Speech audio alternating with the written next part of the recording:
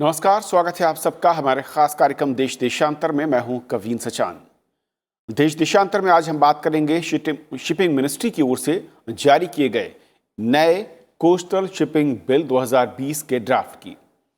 असल में किस तरीके से अब परिवर्तन किया जा रहा है, बदलाव की बात हो रही है और इसके लिए तमाम स्टेक होल्डर्स के लिए ये ड्राफ्ट बिल रखा गया है, जिसमें सुझाव और आपत्तियां मांगी गई हैं। इस नए ड्राफ्ट बिल को अगर देखें तो इसमें 3-4 महत्वपूर्ण बातें, जिसमें खासतौर पर जो लाइसेंसिंग सिस्टम है उसको नए तरीके से बदलने की बात हो रही है। इसके अलावा लाइसेंस देने के नियम और शर्तों को बदलने का इसमें जिक्र है और जिस तरीके से मापदंड हैं, अब तक अगर हम जो नौवहन की बात करें उसको जोड़ने की बात हो रही है दूसरे साधनों के साथ। तो इस नए ड्राफ्ट बिल में क्या खास है और पहले से क्या बदलने का लक्ष्य रखा गया है, और अब तक जो मौजूदा नियम कानून थे, अगर हम बात करें जो तटीय नौवहन है उसको लेकर, उसमें क्या बदलाव का हम फोकस करना चाह रहे हैं इस नए ड्राफ्ट बिल में, समझेंगे। हमारे साथ 3 खास मेहमान हैं। डॉक्टर विश्वपति त्रिवेदी साहब हमारे साथ हैं, former secretary, ministry of shipping में रहे हैं गवर्नमेंट ऑफ इंडिया में। सर, बहुत बहुत स्वागत आपका। हमारे साथ दूसरे खास मेहमान राकेश सिंह जी हैं, सेक्रेटरी हैं आईसीसी शिपिंग एसोसिएशन से, आपका स्वागत है। और कैप्टन अनिल किशोर सिंह जी हैं जो फिक्की में हैं, चेयरमैन INWCS सब कमेटी में, आपका भी सर बहुत बहुत स्वागत है। शुरुआत में त्रिवेदी सर आपसे करना चाहूँगा कि इस अगर ड्राफ्ट बिल को देखें, क्या बड़ा बदलाव हम टारगेट कर रहे हैं या अचीव करना चाहते हैं, और क्या मौजूदा सिस्टम है जिसमें बड़े बदलाव की ओर ये इशारा करता है ड्राफ्ट बिल? नमस्कार, धन्यवाद सचिन साहब। पहले तो मैं ये बताऊंगा कि शिपिंग मिनिस्ट्री द्वारा जारी किए गए इस बिल की एक शुरुआत ही बहुत बड़ी बात है, क्योंकि कोस्टल शिपिंग को अभी तक मर्चेंट शिपिंग एक्ट के एक चैप्टर की तरह डील किया जाता था। यह कि इसको एक बिल की तरह और एक एक्ट की तरह लाया जा रहा है, ये एक अपने आप में कोस्टल शिपिंग को महत्वपूर्ण जगह देने की बात चल रही है। इस बिल में क्या खास बात है? ये बिल बेसिकली, जैसा कि आपने भी शुरुआत में बताया, कि इसमें लाइसेंसिंग की कंडीशंस और लाइसेंसिंग की प्रक्रिया और उससे जुड़ी हुई पेनल्टीज एटसेट्रा का पूरा लंबा चौड़ा विवरण है। हालांकि बिल को बहुत ही संक्षिप्त और जैसा कि हम लोग आजकल मॉडर्न तरीके से बिल प्रस्तुत करते हैं वैसा बनाया गया है। इसमें जो है वो बताऊं, और थोड़ा सा मैं बताना चाहूँगा क्या हो सकता है इसमें आगे। देखिए, कोस्टल शिपिंग की सबसे बड़ी समस्या ये रही है कि हम लोगों का एक तो होता है एक्सट्रीम कैबोटाज, कोई जो अमेरिका टाइप है, और एक होता है कि टोटल रिलैक्सेशन ऑफ कैबोटाज, वो कुछ और देशों में चलता है। हिंदुस्तान का बीच में चलता है कि कैबोटाज है भी और लाइसेंस के थ्रू नहीं भी है। तो लाइसेंसिंग की कंडीशंस बनी रहना बहुत ज़रूरी बात है, और किस तरह से लाइसेंस को ऑपरेट किया जाएगा ये बहुत ज़रूरी बात है। ये तो इस बिल की एक मूल धारणा हो गई।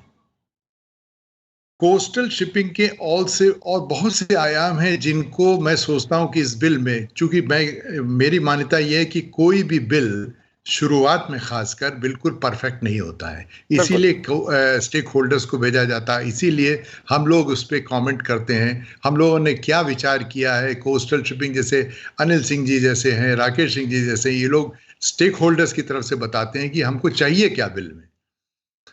अगर मैं कुछ कह सकता हूं तो ये बता सकता हूं कि कोस्टल शिपिंग का जो मेन मुद्दा है अन्य देशों में, वो एक तो ये है कि कोस्टल शिपिंग एक सस्ता तरीका है। तो मॉडल शिफ्ट की बात एक कोस्टल शिपिंग में आना चाहिए। इतना सहज हो जाना चाहिए कोस्टल शिपिंग कि रोड पे से प्रेशर हटकर कोस्ट पे चला जाए। अगर आपको सामान कलकत्ता से बंबई भेजना है तो सड़क के और रेल के सहारे ना जाते हुए ये कोस्ट से जाए तो सस्ता भी पड़ेगा, पोल्यूशन भी कम होगा, और समय भी, शायद अगर सब कुछ स्मूथ रहा तो समय भी कम लगेगा। Okay. एक तो एक तो इसका मॉडल शिफ्ट का मेन चीज रहती है, और दूसरी चीज कोस्टल शिपिंग ये रहती है कि पोल्यूशन एटसेट्रा का इस पे रोड और रेल के बनिस्पत पोल्यूशन है, स्पिलेज है, पिलफरेज है, इस तरह की चीजों की कॉस्ट जो होती है बहुत कम हो जाती है। तो coastal shipping bill is most welcome, and ये जो किया है सरकार ने बहुत अच्छा किया है। पर इसमें जो नहीं है, जो मैं इस वक्त फ्लैग करना चाहूंगा, कि इसमें डेवलपमेंटल एस्पेक्ट्स को भी डील करना चाहिए। सिर्फ लाइसेंसिंग के एस्पेक्ट को डील करने से एक लाइसेंसिंग की प्रक्रिया का बिल बन के रह जाएगा। इसमें कस्टम्स की जो समस्याएं हैं उसको कैसे डील किया जाएगा, क्या कस्टम्स की परिभाषाओं को ये बिल ओवरराइड कर देगा, क्या कस्टम्स की समस्याओं को ये बिल समावेश करके सुलझाएगा, क्या जो अन्य फॉरेन गोइंग शिप्स की डेफिनेशन है उसको बदला जाएगा, क्योंकि समस्याएं बहुत सी हैं जो इस बिल में अभी आने को शेष हैं। क्या ट्रांसशिपमेंट जो हमारे देश को का एक बड़ा भारी मुद्दा है, उद्देश्य भी है कि उसको बढ़ाना चाहिए, क्या ट्रांसशिपमेंट को बढ़ाने में इससे कैसे सहायता मिलेगी, किस प्रकार से लाइसेंसिंग होगी, किस प्रकार से उसमें जो हमारी कोस्ट पे शिप्स हैं, जो कोस्टल शिप्स की कैपेसिटी है उसको बढ़ाने में कैसे फायदा होगा।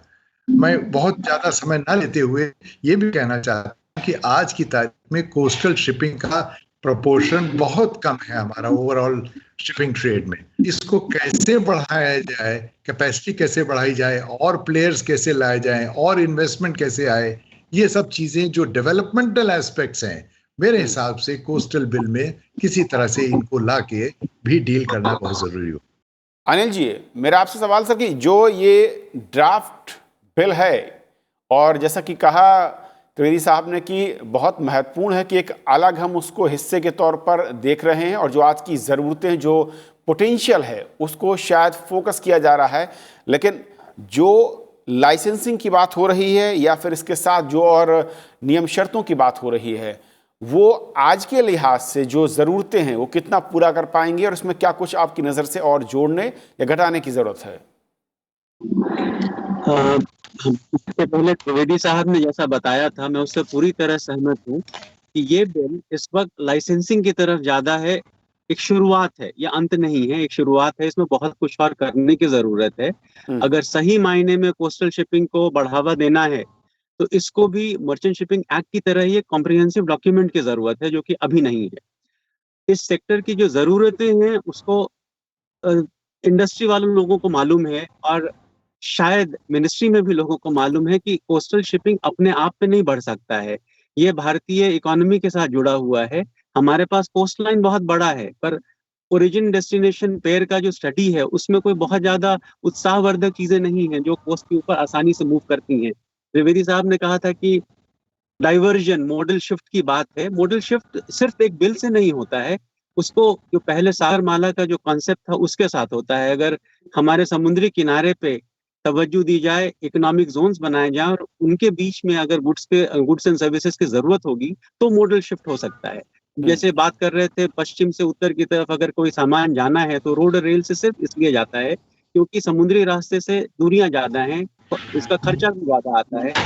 तो उनके लिए लंबा प्रोग्राम बनाना पड़ेगा। कोस्टल बिल एक शुरुआत है, जो कि लगता है कि जैसे हमारे पॉलिसी मेकर्स का ध्यान जा रहा है कोस्टल शिपिंग की तरफ, पर कोस्टल शिपिंग एक हिस्सा है पूरे कार्यक्रम का, अपने आप में एक अंत नहीं है। तो मेरा ये कहना है कि शुरुआत अच्छी है, काफी बड़ा रास्ता तय करना है।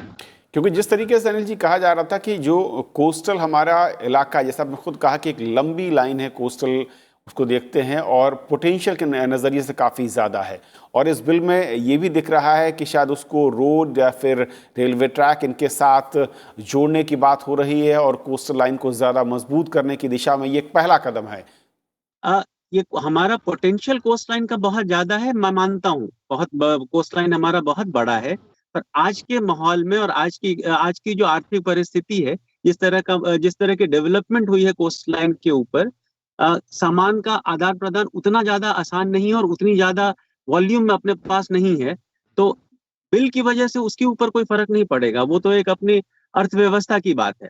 बिल एक अच्छी शुरुआत है, पोटेंशियल डेवलप करने का एक माध्यम है, पर उससे अपने आप में कुछ नहीं होने वाला है, बाकी चीजों की भी जरूरत है। राकेश जी, इस विधेयक के जो 2-3 महत्वपूर्ण बिंदु हैं, एक तो जो जल सीमा की परिभाषा उसको बदलने की बात ये विधेयक करता है जो ड्राफ्ट है, लाइसेंसिंग के बदलने की बात हो रही है, और जो कोस्टल रीजन है उसके ज़्यादा डेवलपमेंट के लिहाज से कुछ और कदमों का जिक्र इसमें किया गया है। आप लोगों के नज़रिए से ये कितनी ज़्यादा जो आपकी ज़रूरतें इस वक्त हैं कोस्टल शिपिंग को लेकर उनको पूरी करता है और किस तरीके से? कि हम इंडियन कोस्टल शिप ओनर और ऑपरेटर के एसोसिएशन का यहाँ पे प्रतिनिधित्व कर रहे हैं, और एक तरह से देखा जाए तो इस बिल को जो कि एक्ट बनने वाला है जल्दी, उसके हम एंड यूज का लाभ या उससे जो हानि होनी है वो हमें होनी है। तो उस दृष्टिकोण से मैं अपनी बात रखूंगा। सब सर्वप्रथम कोस्टल शिपिंग एक जो टर्म है, ये वैसे तो बहुत छोटा टर्म है, लेकिन हम अपनी संदर्भ में देखेंगे तो एक बहुत बड़ा टर्म है।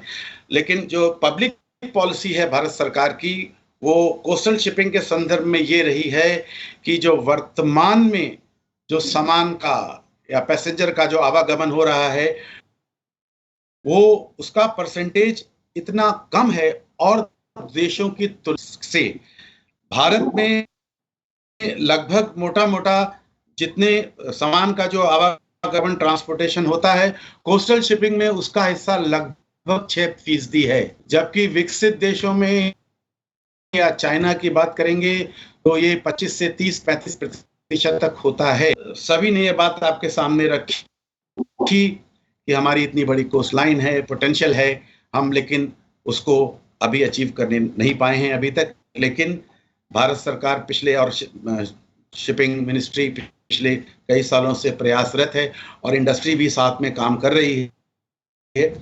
तो मेरी बातें जो है वो दो अलग अलग हिस्सों में होंगी। पहले तो एक टेक्निकल रूप में इस बिल में क्या है, और दूसरा कोस्टल शिपिंग को क्या चाहिए और क्या ये बिल वो पूरा करता है जी। तो पहली बात जो है ये है सर कि ये प्राविधान जो है भारत के तट पर प्राथमिकता दी जाएगी सिर्फ भारत के जहाजों को ट्रेड करने की, व्यापार करने की। ये कोई नया प्राविधान नहीं है, और विदेश के जहाजों को अगर भारत के तट पर व्यापार करना है तो उनको भारत सरकार से लाइसेंस परमिशन लेनी पड़ेगी। ये भी कोई नया प्राविधान नहीं है। मर्चेंट शिपिंग एक्ट 1958 का चैप्टर 14-14 जो है उसी संदर्भ में है। अब उसको वहां से निकाल कर रिपील कर कर एक नए एक्ट के शेप में लाया जा रहा है। जैसा त्रिवेदी साहब ने कहा कि लाइसेंसिंग जो है it will be act driven now, it will not be rule और एग्जीक्यूटिव ऑर्डर ड्रिवन, एक एक्ट ड्रिवन होगा, जो एक वेलकम मूव है। और जो बात कैबोट, जिसको कि एक दूसरे टर्म में, शिपिंग टर्म में बोलते हैं कैबोटाज, कोस्टल ट्रेड में जो प्रोटेक्शन है कोस्टल नेशन की स्टेट के लिए, वो करीब 48 देशों में होता है। तो भारत भी उसमें से एक देश है जिसमें इस एक्ट के रूप में लाया जा रहा है।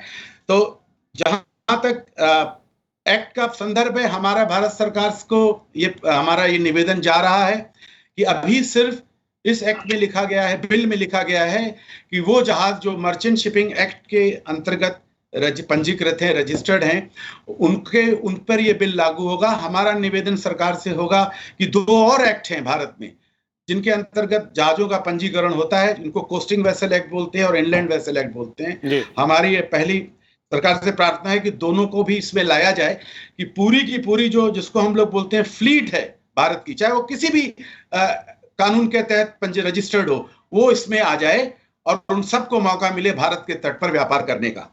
ये हमारा निवेदन है। दूसरा निवेदन सरकार से ये है कि इसमें, क्योंकि ये अपने आप में पूर्ण एक एक्ट है, तो लाजिम सी बात है कि उसके शेड्यूल में पेनल्टीज का भी विवरण है। क्योंकि ये व्यापार से जुड़ा हुआ मसला है, हमारे सरकार से ये निवेदन रहेगा कि जो पेनल्टीज हैं उनको सिविल इन नेचर रखा जाए। उसमें जो जेल टर्म या इम्प्रिजनमेंट का जो प्रपोजल है उनको जहां तक हो सके हटाया जाए और कंपाउंडिंग की व्यवस्था हो, तो उससे ज्यादा जो है प्रोत्साहन मिलेगा। परंतु हम आपको कोस्टल शिप ओनर एसोसिएशन की तरफ से ये बताना चाहेंगे कि कोस्टल शिप को अगर विकसित करना है और एक सार्थक रूप से विकसित करना है, तो ये बिल जो सरकार जो अभी ला रही है, ये सिर्फ एक साधन है, इससे अकेले से कुछ नहीं होगा। ये एक साधन है, ये किसी न किसी रूप में था पहले से ही मर्चेंट शिपिंग एक्ट में, तो ये सिर्फ एक साधन है। हमने जब ये बिल का टाइटल देखा कोस्टल शिपिंग बिल, तो हमको पहला ऐसा आभास हुआ कि शायद ये कोस्टल शिपिंग बिल जो है कोस्टल शिपिंग से जुड़ी हुई जितनी समस्याएं हैं, जितनी आवश्यकताएं हैं, उनको पूर्ण रूप से एड्रेस करेगा। परंतु मैं इस बात को मानने को तैयार हूं, जैसा हमारे त्रिवेदी साहब ने कहा कि किसी भी बिल की शुरुआत होती है तो पहला कदम है, और आगे जाकर जो है वो एक रूप लेगा और अन्य समस्याओं का भी हल निकालेगा। बट ये आपको बताना बड़ा अनिवार्य है कि जो प्रीएम्बल है इस बिल का, जो बोलता है कि promote costing trade and encourage domestic participation and to ensure that India is equipped with a coastal fleet. India is equipped with a coastal fleet. वर्तमान में जो कोस्टल शिप है, उनका जो रेगुलेटरी बॉडी है, उनका जो कानून कायदा नियम है, वो उन्हीं संस्था से चल रहा है जो विदेशगामी जहाजों की चलाती हैं, जिनको हम बोलते हैं इंटरनेशनल कन्वेंशन ड्रिवन है। हमारी बहुत दिन से मांग रही है कि अगर कोस्टल शिप को पूर्ण रूप से विकसित करना है, अपने पोटेंशियल को इसको रियलाइज करना है, तो ये आवश्यक है कि इसके लिए एक अलग से एक ऐसा इंस्टीट्यूशन या ऐसी बॉडी बनाई जाए जो सिर्फ कोस्टल शिपिंग से संबंधित कायदे कानून को बनाएगी और उनको इम्प्लीमेंटेशन करेगी। राकेश जी, मैं आपके पॉइंट का है, मैं इस पर लौटूंगा, मैं आपके पास लौट रहा हूँ। त्रिवेदी साहब, जो राकेश जी कह रहे हैं कि एंड यूजर के तौर पर जो इस वक्त बिल में दिख रहा है, एक शुरुआत के तौर पर मानना है कि पॉजिटिव है, लेकिन उनकी कई सारी सुझाव हैं, उन्हें आप कैसे देखते हैं? जो मौजूदा सिस्टम है ट्रेड या फिर कोस्टल शिपिंग को लेकर, उसमें जो एक समानता दिख रही थी, चाहे वो रेगुलेटर के तौर पर हो या फिर नियमों के लिहाज से हो, उसमें कितना अलग जाने की जरूरत है या अलग जाने से खतरे ज्यादा हैं, इसलिए शुरुआत के तौर पर ये ठीक दिखता है? डिस्कशन को आगे बढ़ाते हुए मैं एक तो जो अनिल जी ने कहा कि मैक्रो इकोनॉमिक्स का असर कोस्टल शिपिंग से डायरेक्टली रिलेटेड है, बात सही है। जितनी देश में विकास होगा उतना ही ट्रेड होगा, उतना ही मूवमेंट होगा, उतनी ही लॉजिस्टिक्स की जरूरत पड़ेगी। हो सकता है कि उसका एक हिस्सा कोस्टल शिपिंग की तरफ भी जाए, तो कोस्टल शिपिंग का एक रिश्ता जीडीपी से भी है, वो तो कोई डिस्प्यूट नहीं कर सकते। दूसरा जो आपने पॉइंट कहा राकेश जी का, कि जिसमें कि पूरी आवश्यकताएं पूरी नहीं हो रही हैं, मेरा उसमें बहुत बड़ा और बहुत पुराना और बहुत रिस्पॉन्सिबिलिटी से मैं ये कहता हूं कि कोस्टल शिपिंग की जो कॉस्ट ऑफ कंप्लायंस है वो कम होनी चाहिए। जो राकेश सिंह जी कह रहे हैं उसका लब्बो लबाव ये है कि कोस्टल शिपिंग पर आप पैनामैक्स लेवल की या जो सुपरमैक्स लेवल है उस लेवल की कंप्लायंस मत रखिए। इसमें आप इनकी कुछ ऐसी चीजें बना जो जरूरी है रखिए, पोल्यूशन का काम रखिए, सेफ्टी का रखिए, ट्रेनिंग का रखिए, जो बाकी चीजें सब रखिए, पर कॉस्ट ऑफ कंप्लायंस अगर आप कोस्टल शिपिंग की कम नहीं करेंगे तो वो एमएस बिल में रहे, चाहे नया बिल बनाइए, चाहे कुछ और करते रहिए, वो एक उसमें जो प्रोग्रेस आनी चाहिए वो नहीं हो पाएगी। केवल लाइसेंसिंग की बिल को प्रस्तुत करना एक बात है, बहुत अच्छा स्टेप है, कम से कम एमएस बिल से इसको अलग तो हटाया। पर अभी पूरी चीज करने को रह गई है कि जैसे पहले मैंने कहा मॉडल शिफ्ट सही बात है, इट इज नॉट ऑटोमेटिक। इस बिल के चलते मॉडल शिफ्ट हो जाएगा ये बिल्कुल पक्का नहीं है, पर एक फैसिलिटी हो सकती है। एक नेशनल प्लान की भी इसमें व्यवस्था है, वो नेशनल प्लान क्या है और कैसे बनेगा ये अभी नोबडी नोज ऑल दिस। या तो उसका भी कोई ड्राफ्ट इसमें रखा जाए तो समझ आए कि उस नेशनल प्लानिंग स्ट्रेटेजिक प्लान के रिलेशन में ये बिल कैसे देखा जाए। तो अभी वो हम लोग भी नहीं समझ पा रहे हैं कि नेशनल प्लान क्या बनेगा और बिल में से उसका क्या कनेक्शन होगा। पर दूसरी पॉइंट मेरा ये कि जो राकेश सिंह जी ने कहा बिल्कुल सही है, कॉस्ट ऑफ कंप्लायंस कम करनी चाहिए। इसमें आप बड़े शिप से छोटे शिप का वही उतनी ही सख्ती और उतनी ही कंट्रोल और उतना ही सब रखने में डेवलपमेंट का एस्पेक्ट इस बिल में उतना रिफ्लेक्ट नहीं कर पा रहा है। अनिल जी, एक तो ये कि इस बिल में अगर सुझाव के तौर पर मैं कहूँ तो आपके क्या महत्वपूर्ण सुझाव हैं, और दूसरा कि इसमें एक और चीज़ कही जा रही है कि इंटीग्रेशन की बात हो रही है कोस्टल मैरीटाइम और जो ट्रांसपोर्ट है और इनलैंड वाटरवेज को लेकर, ये इसकी ज़रूरत और इस बिल के ज़रिए इसको जो इंटीग्रेशन की बात है उसे कैसे देखते हैं आप? हाँ, मैं आपका दूसरा वाला सवाल पहले लूंगा। इंटीग्रेशन हमारे लिए बड़ा प्रिय टॉपिक रहा है। मैंने भी पहले डीजी शिपिंग में काम किया है, कुछ रूल्स रेगुलेशंस के बारे में सुझाव उस समय भी दिए थे, और अब एंड यूजर के तौर पे काम कर रहा हूँ, और खास तौर पे इंडियन वेसल्स में। हमारे यहाँ सबसे बड़ी पहले तो जरूरत है ठीक से तकनीकी स्तर पर डेफिनेशंस को लागू किया जाए। कोस्टल वाटर क्या होता है, इनलैंड वाटर क्या होता है, इन जहाजों की जरूरतें क्या होती हैं, इनके ऊपर नियम कौन से लागू होंगे। जब तक ये सब अच्छी तरह से साफ तौर पे नहीं दिया जाएगा, गड़बड़ होती रहेगी। आज के दिन उदाहरण के तौर पे आज के दिन इनलैंड वाटर वेसल को, जो कि कमजोर माना जाता है, मैं मानता हूँ कि कमजोर है बाकी जहाजों से, एमएस एक्ट के जहाज और आरएसवी से, उसको कई जगह चलने फिरने की आजादी ज्यादा है, जबकि मेरे हिसाब से ये गलत है। Integration between merchant shipping act, coastal shipping and inland vessel जरूरी है, और सब लोगों के एरिया ऑफ ओवरलैप कम करना चाहिए।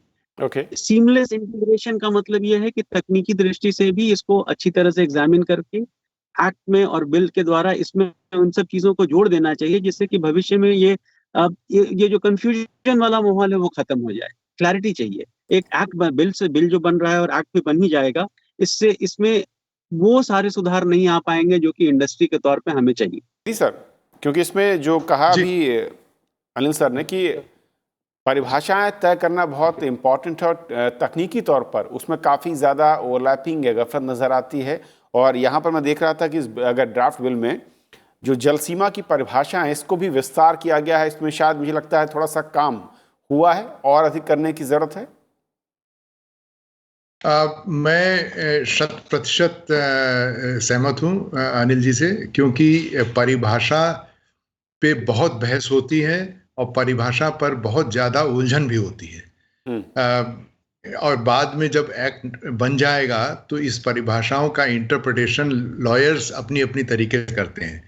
तो एक जब बन ही रहा है बिल और शुरुआत है, तो इसको इतना कॉम्प्रिहेंसिव बनाना चाहिए। फॉर एग्जाम्पल मैं बताऊं, फॉर एग्जाम्पल कि इस बिल में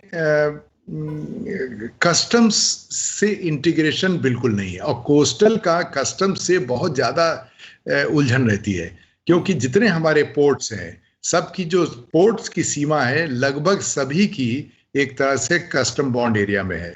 तो अगर आप कहीं से भी कहीं तट पे अपना ले जाएंगे जहाज, चाहे कोस्टल होगा और डोमेस्टिक ट्रेड होगा, उसमें इंपोर्ट एक्सपोर्ट से कोई मतलब नहीं होगा, तो भी वो कस्टम्स की सीमा को लांघता है। उसको किस तरह से स्मूथ किया जाना है, कैसे कस्टम्स की परिभाषा इस पे लगेगी, कोई एक इस बिल में ये सब बातें लाना बहुत जरूरी है, या कम से कम उसको मेंशन करके रूल्स बाद में बनाने की बात कर सकते हैं कि ये बात होगी, we will resolve the issues of this thing.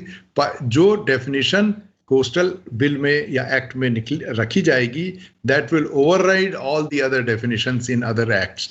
तब तो एक ताकत आएगी कोस्टल शिपिंग बिल में।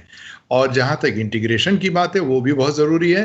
वो बहुत हद तक हो गया है, बट वो by executive orders of DG, RSV 1, RSV 2, RSV 3, 4 डिफाइन किए जा चुके हैं। उनके ऊपर कैसे डबल लाइसेंसिंग कैसे होगी, इनलैंड वाटर में है तो कौन सा लाइसेंस होगा, जब बाहर आएगा तो कौन सा लाइसेंस होगा, कब कौन सा लाइसेंस ऑपरेट करेगा।